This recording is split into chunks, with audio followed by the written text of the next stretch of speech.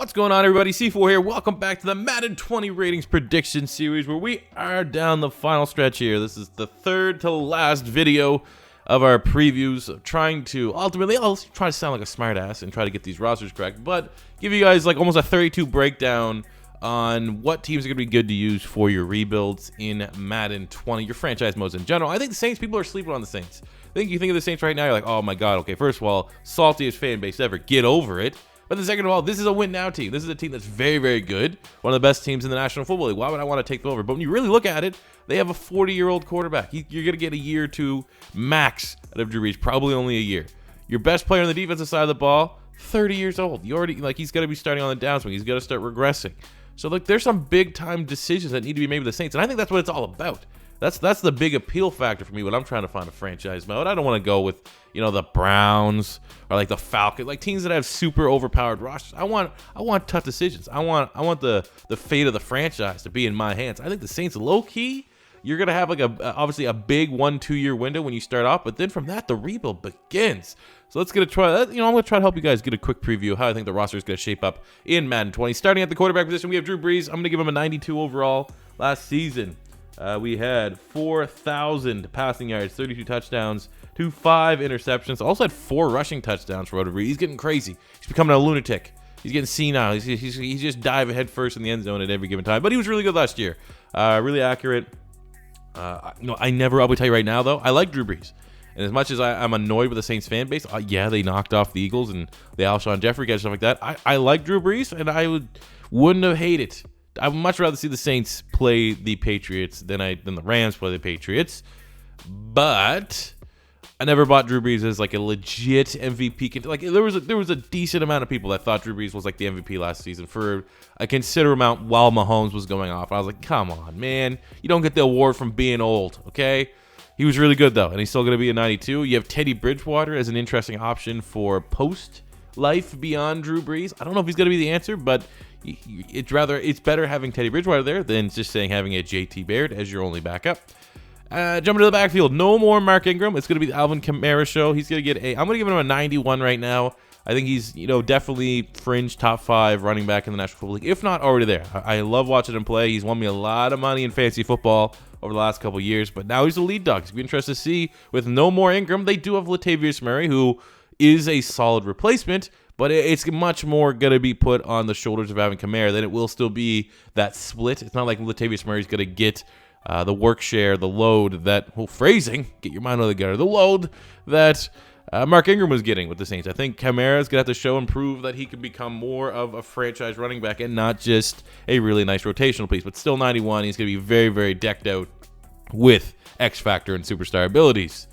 Jumping to wide receivers, we have Michael Thomas looking to become the highest paid wide receiver in National Football League right now in the offseason. Will he get it? Probably. He's getting a 95. Last season, 125 catches, 1,400 yards, and 9 total touchdowns. He's a baller. He's a beast. And I will say, he was one of the players I was wrong about when he was coming out of college. I wasn't really buying the hype.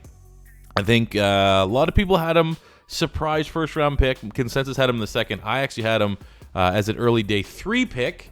But maybe, I don't know. It's one of those things. I had a lot of bias about Ohio State. I have had because I hated Urban Meyer so much. Every time a player came out of there, I was like, oh, they're overrated. It's a gimmicky scheme. So maybe now I can start viewing Ohio State players in a clearer mindset. I don't have to worry about that piece of human garbage Urban Meyer being their coach. But Michael Thomas, either way, focusing on what matters, the National Football League, Madden 20 rosters, 95. I think he is top 5 wide receiver in the National Football League. Beyond that, you got Ted Ginn, still nice burner, Traquan Smith, Cam Meredith, and the beast Keith Kirkwood. Tight end, we got Jared Cook, who was the best receiving threat on the Raiders last season, coming to the Saints. This is a huge get for the Saints. They were weak at the tight end position. I'm giving Cook an 87. Was one of the best tight ends last year in terms of production, and he's probably going to play even better. If you're looking for fantasy football and a sleeper tight end, look no further than Jared Cook. On the offensive line, we have Teron Armstead getting a 90, Pete 74, McCoy. I really did like that selection at A&M, 72, Larry Warford 82, and Ryan Ramczyk 87. In terms of just grading tackles between Ramczyk and Armstead, some of the best, if not the best, in the National Football League. I think top 3. You get the Philadelphia Eagles are still really, really good.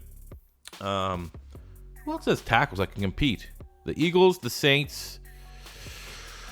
I'm drawing a blank right now, people. It's super early in the morning. But hey, either way, Saints, really good tackles, solid offensive line. On the defense, we have Cam Jordan. We're going to give him a 94 overall. Last season, Cam Jordan, 12 sacks, 18 TFLs. He just got paid. Really, really solid producer. Phrasing, yet again. Oh, get your mind out the gutter, ladies and gentlemen. But he will get some nice X-Factor abilities. I know he has a superstar ability or two, I believe. The reach out one. He's just really good. He's a really good, solid playmaker, and will be good for the Saints. Like I said, we're focusing and thinking about rebuilds. He's 30. So, get drafted in your defensive ends or start developing Trey Hendrickson. Right defensive end, you have Davenport, the man they gave 2 first-round picks for, which is still beyond me. I can't believe they actually valued him that high, but he's solid. He's definitely a nice developmental prospect with a high ceiling, so maybe he can hit bigger strides in year 2. Sheldon Rankins, 85 overall last season. 8 sacks, 12 tackles for loss, suffered a pretty bad injury in the playoffs. I don't know if he's going to be ready for the beginning of the season or not, but a really good defensive tackle. Pair that with the Canadian Onyemata. Love it. Love it. Left side linebacker, you got Klein, 74. Middle linebacker, Alex Anzalone. Florida Gator, baby, Gator made. He actually came on pretty strong near the end for the Saints. I think he's going to have a breakout year next season. And then you got Demario Davis, one of those underrated linebackers in the National Football League. We're going to give him an 85 last season, 110 tackles, 5 sacks, 11 TFLs. Still have no idea why the Jets did not re-sign him. In the secondary, you got Marshon Lattimore. We're going to give him an 87 overall, 2 interceptions, 12 pass breakups, 4 forced fumbles last year. Pretty surprising for more of a finesse corner that he was able to get that. And, is he trying to, did he train with Peanut Tillman in the offseason? You got Patrick Robinson coming from my Philadelphia Eagles, really, really good nickel. Eli Apple wasn't actually hot garbage with the Saints. He wasn't really, I wouldn't say he was good, but he wasn't bad by any means. Definitely looked better with the Saints than he did with the Giants. Maybe he can salvage his career a little bit.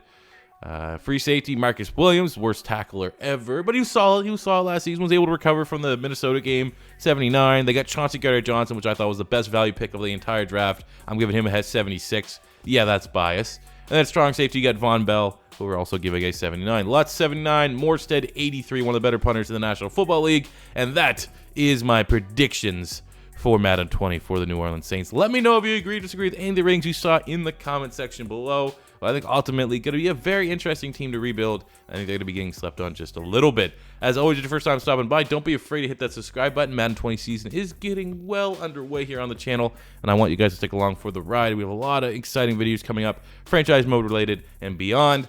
And smash that like button if you enjoyed. And that does it for me today, guys. As always, peace out.